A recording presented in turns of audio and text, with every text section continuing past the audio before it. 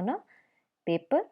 The standard calibration is that 1 millivolt is recorded as 1 centimeter on a thermal paper. This portion is the recording of the spread of the electrical impulse in the heart.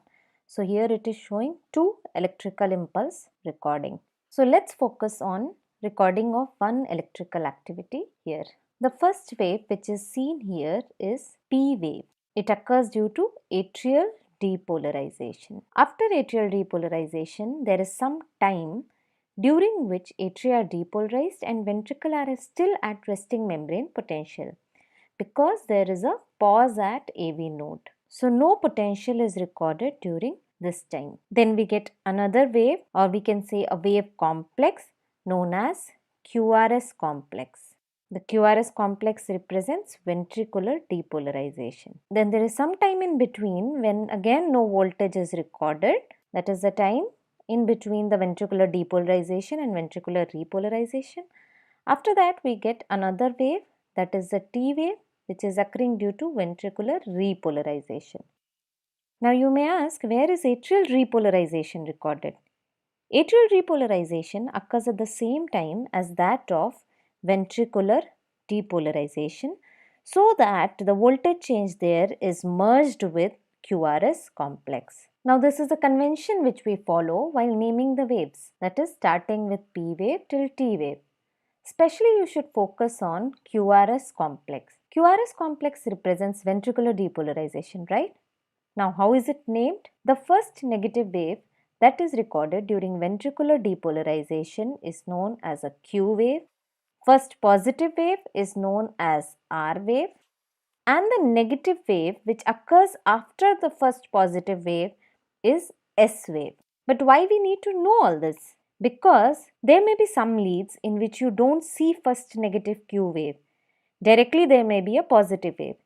Then that wave we don't call as Q wave, we call it as R wave, because by convention first positive wave is known as R wave, but whole complex we call as QRS complex only. Second, as we'll see later in the video, that we have something known as PR segments and PR intervals, not PQ segment and PQ intervals. But even though they are known as PR segment and PR interval, we mark them till the beginning of QRS complex. Okay, so we have dealt with waves of ECG here. Now let us see various intervals and segments. First thing to remember is segments do not have any waves between them, but intervals include waves. So what are these segments and intervals? We will talk about 3 segments and 5 intervals. The segments are PR segment, ST segment, TP segment. So PR segment, remember segment do not include wave. So PR segment is from the end of P wave, that is this point, to the beginning of QRS complex, that is this point. So this much is PR segment. So see here, even though we are saying PR segment, we are marking till the beginning of QRS complex. So PR segment represents AV nodal pause. During this time, atria is depolarized, but ventricles are at resting membrane potential. ST segment is from the end of QRS complex, that is this point, to the beginning of T wave. So till here. So this is ST segment. See again that there is no wave in between. During ST segment, ventricles are depolarized and no current is flowing through the heart. Now TP segment is from end of T wave of one record to P wave of record of another impulse. So this portion is TP segment. Now let us see the intervals. First is PR interval. PR interval is from beginning of P wave to beginning of QRS complex. So as already told, the intervals includes the waves. So PR interval is from beginning of P wave, it includes the P wave, to the beginning of the QRS complex. Next is ST interval. ST interval is from end of QRS complex to end of T wave. So it is including the T wave. This is ST interval. While QT interval is from beginning of QRS complex to end of T wave. So that means from here, beginning of QRS complex to end of T wave. Now sometimes it becomes very confusing to remember these intervals from where they begin and where they end. So I remember it by one stupid mnemonic. I don't know, it may help you also. As already told, intervals include waves while segments do not include waves. So which waves do these intervals include?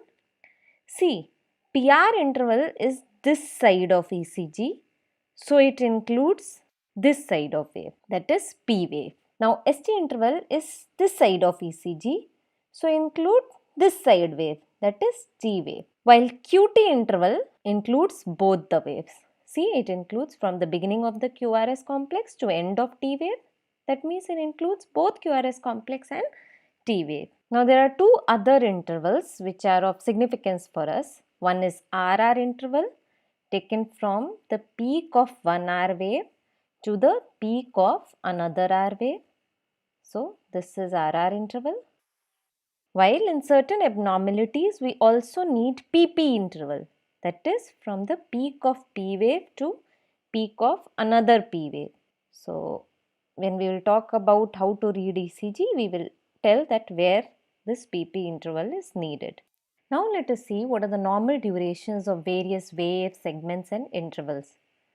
For that, we will just see one concept and it will help you remember the various durations. See, as signal starts from SA node, it takes 0.03 seconds to reach AV node and further 0.06 seconds to depolarize the atria. So total time for atrial depolarization, we are just adding this 0.06 and 0.03, it is 0.09 seconds. Since P wave is representing atrial depolarization, so this P wave duration is 0.09 seconds. Now impulse stops at AV node for 0.1 second, that is the AV nodal delay, and then only the ventricular depolarization starts.